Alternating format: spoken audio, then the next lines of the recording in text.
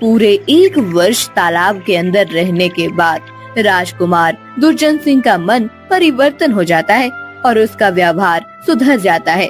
फिर जिन उसे राजमहल छोड़कर फिर अपने जादुई तालाब में लौट आता है।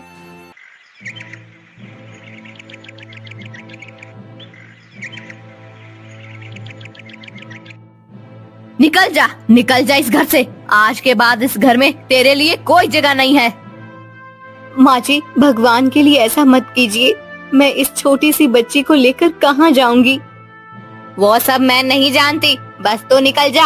अरे इस बच्ची की दुहाई दे रही है तू, इसी की वजह से तो तुझे घर से बाहर निकाल रही हूँ। सुनिए जी, आप तो कुछ कहिए ना, रोकिए ना माँ जी को।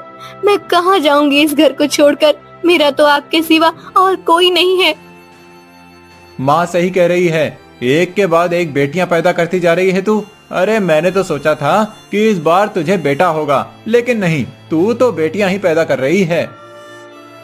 मुझे बेटियां होती है, इसमें मेरी क्या गलती है? देखा बेटा, एक तो गलती करती है और ऊपर से जबान भी चला रही है। देख क्या रहा है, निकाल दे इसे इस घर से बाहर। केशव मधु का हाथ पकड़कर उसे घर से बाहर निकाल देता है। मधु की गोद में उसकी नवजात बेटी भी थी। दरअसल मधु को पहले 3 बेटियां थी। बेटे की चाह में उसके पति और सास मधु से चौथी बार बेटे की आस लगाए बैठे हुए थे, लेकिन इस बार भी उसने एक बेटी को जन्म दिया और उसे घर छोड़कर बाहर जाना पड़ा। मधु बहुत दूर तक चल कर आई थी, बहुत थक गई थी और प्यास के मारे उसका गला सूख रहा था। उसे दूर एक नदी दिखाई दी और वो नदी के पास आ गई। हे भगवान, तेरा बहुत बहुत आभार, कम से कम पानी तो दिखाई दिया।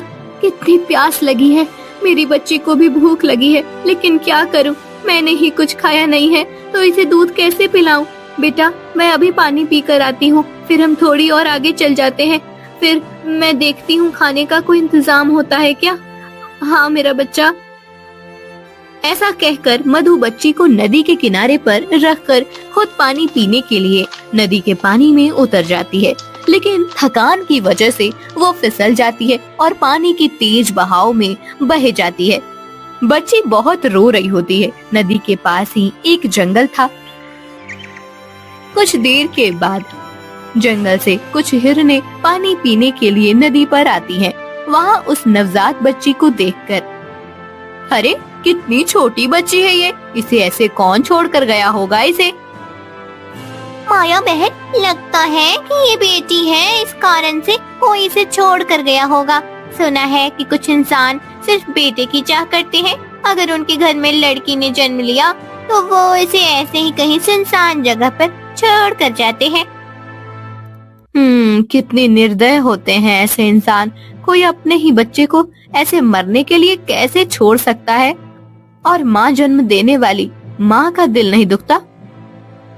हिरन माया को उस बच्ची को देखकर बहुत दुख होता है। फिर काया छाया, मैं सोच रही हूँ कि हम इसे अपने साथ अपने जंगल में ले जाते हैं। इसे यहाँ ऐसे छोड़ना इस बच्ची के लिए सुरक्षित नहीं है। लेकिन माया दीदी, हम इसे अपने साथ कैसे रखेंगे? हमारे ही रोज के खाने पीने का ठिकाना नहीं होता, इसे क्या हम खिलाएंगे? छाया सही बोल रही है बहन, हम तो पेड़ के पत्ते हरी घास खाकर गुजारा करते हैं, लेकिन इसे तो दूध पीने की जरूरत है, वो हम इसे कहाँ से देंगे? वो सब बाद में देखेंगे, सबसे पहले इसे यहाँ से ले जाना ज्यादा जरूरी है। हिरन माया बाकी 2 हिरणों के साथ बच्ची को लेकर जंगल में चली जाती है। जंगल में जाने के बाद छाया, कुछ दिनों पहले मिट्टी हथनी ने एक बच्चे को जन्म दिया है। हम इस बच्ची को उसका दूध पिला सकते हैं। लेकिन इंसान के बच्चे के लिए हथनी का दूध?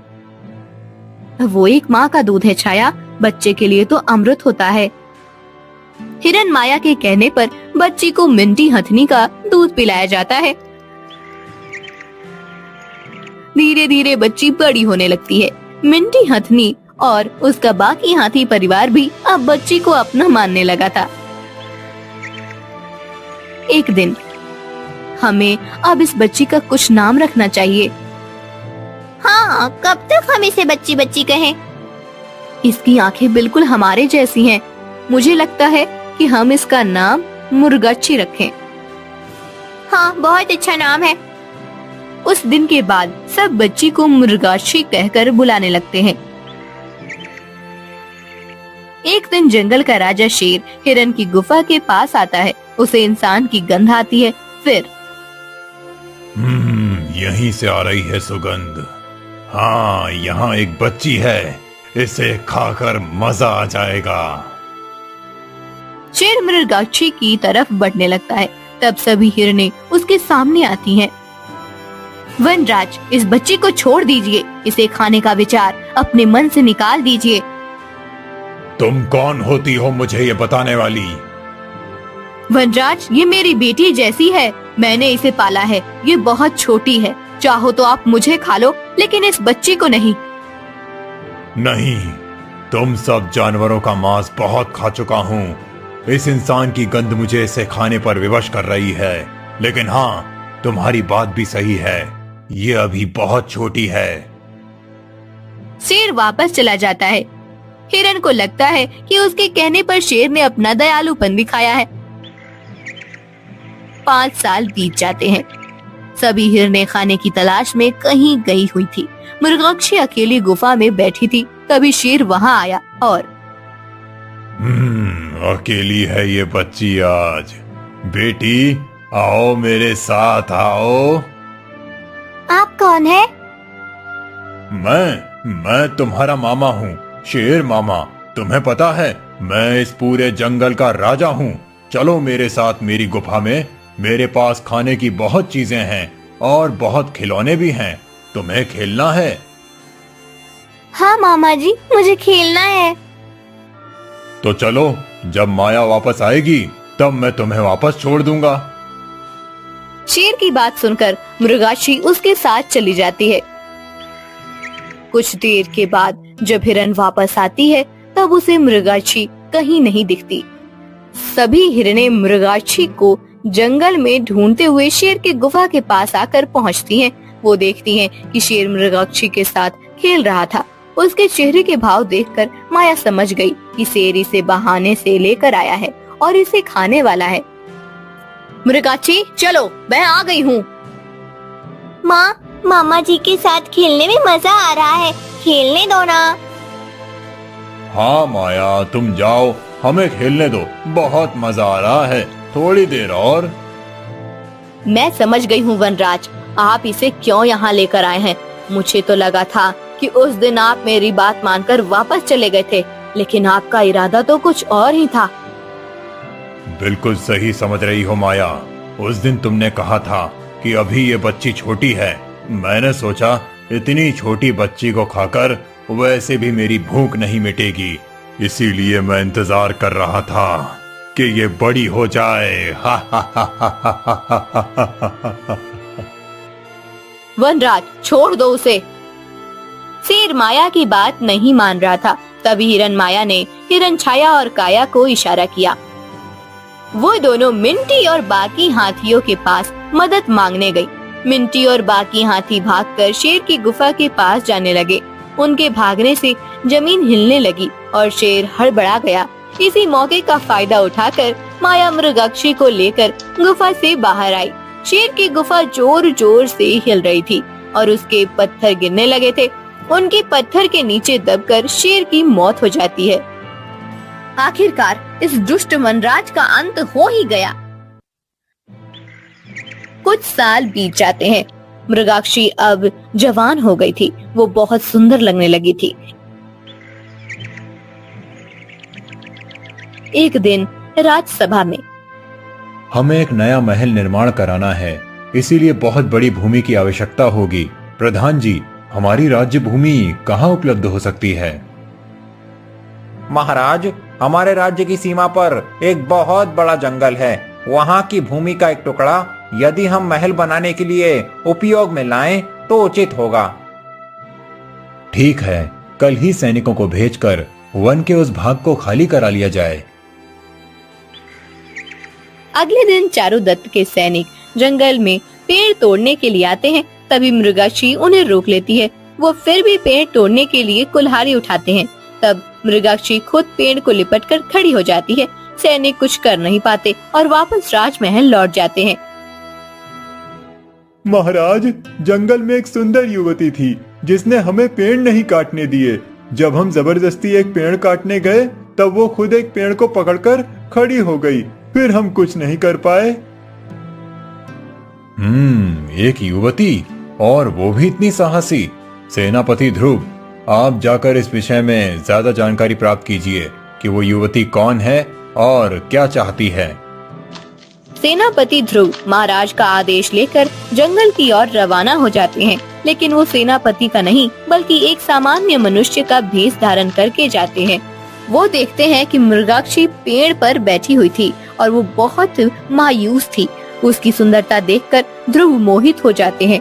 मृगाक्षी के आसपास बाकी जानवर भी होते हैं। फिर, तुम कौन हो कन्या, और इतने सारे प्राणियों के बीच तुम्हें भय नहीं लगता?